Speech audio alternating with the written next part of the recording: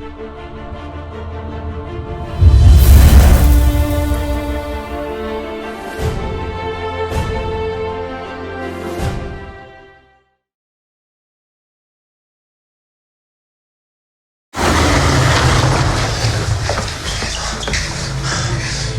hunting us.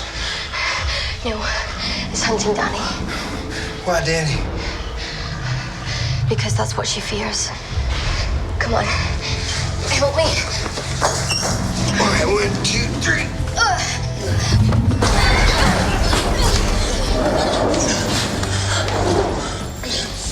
Take Danny to a safe place, and I'll take care of this bear.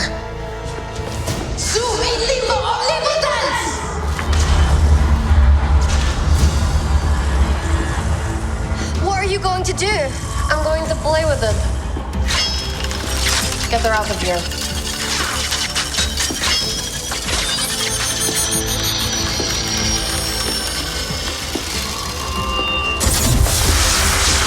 Are you crazy? That thing will kill you. He's right, it's magic. So am I.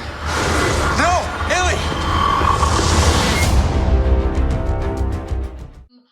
I play Rahne Sinclair, and she, her mutant power, her name is Wolfsbane, and she has the ability to shapeshift into like a werewolf, and then she can also go full wolf. And so I guess her power is to have like super heightened senses, and she can see really well in the dark and hear things that are super far away and smell everything.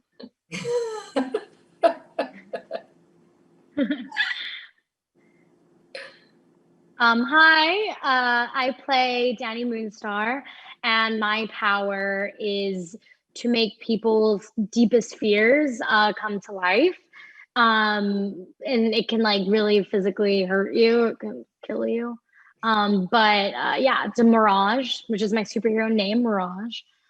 Yeah. I play Dr. Cecilia Reyes. She's the person taking care of this medical facility that has these young mutants, these new mutants. And she is a mutant herself. She can put force fields around her and around people. And she's someone that has a plan for these kids and is just trying to guide them through understanding their powers. All right, next question.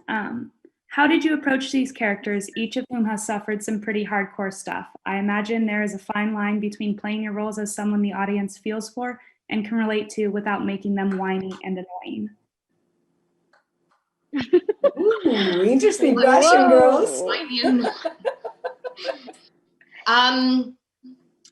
Yeah, I think for the biggest thing that stood out to me was with Rein is how much she doesn't say. And so there's a lot with her that is internalized. And so that can be quite a difficult thing to do when you are in a room full of actors and all of you are playing these characters and you're trying to, you know, be a prominent player and you have nothing to say. And so I think that gives you a lot of space to just internalize a lot. And as an actor, I think I definitely learned a lot about myself in trying to discover the person within me who doesn't speak at any given moment and who does keep a lot of things like within her own head. And I think a lot of people are going to really relate to that. Me, not so much, because I can't stop talking. But people who are watching this film will. You know, playing Danny is hard because she has to talk about what happened to her a lot, even from the beginning, because she's just gotten there. I feel like we did actually, while filming, like some reworks on some of the dialogue, because we found that she would just be talking about like, oh, well, you don't understand, you know, what happened. And we were kind of like, well, this is getting actually a little repetitive. And I don't think she needs to, you don't need to talk about it that much. Like what Maisie's saying, it's like what you don't say. But it's hard to play a character that's been hurt so much. But Danny's like she's like soft-spoken, but she's tough.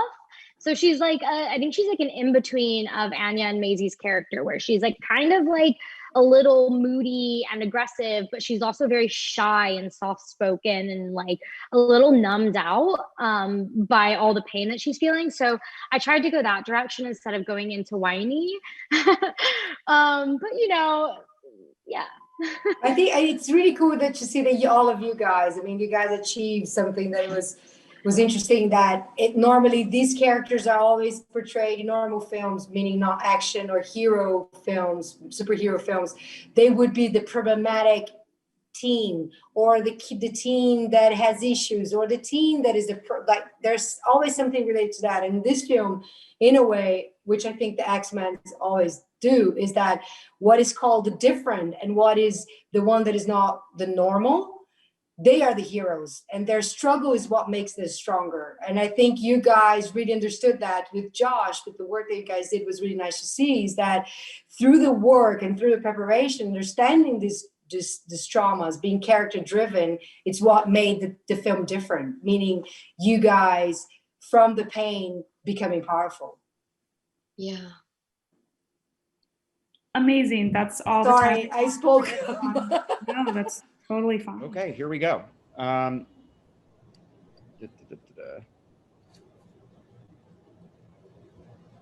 Okay. This film deals with new mutants who are grappling with their burgeoning mutant abilities, which includes feelings of insecurity and persecution, angst, and typical growing pains. Being a teenager is a horror story in itself.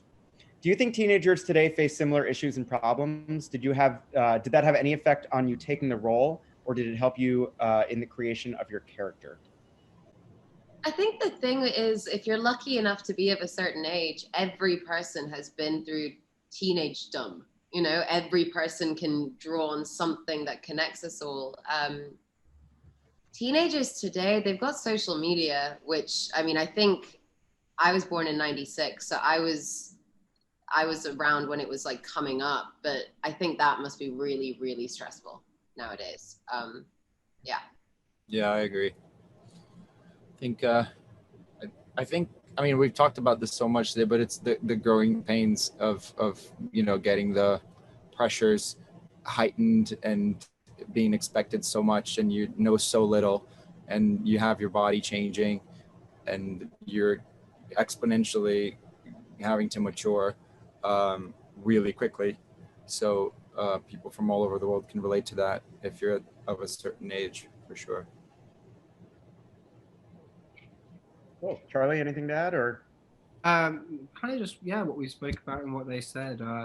I think, yeah, the kind of, you know, X-Men and the Mutants has always done a great job of kind of looking at social issues, and yeah, it's the same with this, really. It's the idea of being different and feeling like you're an outcast, you know, when you're not. And I think, you know, when you're a teenager, you do essentially feel different to everyone around you, or you can feel different to everyone around you.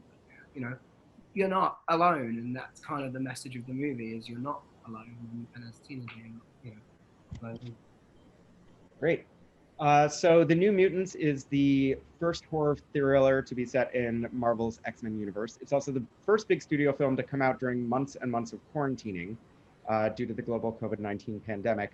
Do you see horror films as a means of escape? And if so, why? Yeah, it's crazy with horror films and how powerful they can be. I mean, people enjoy going to the cinema to be terrified. And yeah, that's a powerful medium. I mean, you know, we like to be terrified in a safe space and kind of have your blood pump and have that, you know, and be sweating and be afraid. And that's really, you know, really powerful that you can go and experience fear in a safe environment. And I think that's why people love horror so much. and also to see a glimpse of hope. You know, I think some horror movies do it really well, is to show hope in extreme situations, and how we all have to come to terms with the fears that we have naturally as humans, even if it's growing up or if it's a scary situation. I think it tells a lot about the audience more than it does about the movie. Yeah. Great. In your film, your characters are sequestered in an isolated hospital, and everyone eventually forms friendships with one another over their mutant abilities and their desire to escape. off camera, do you feel that you all bonded as well? And if so, how? Yeah. Completely. Yeah. I mean, you know, you're all going through.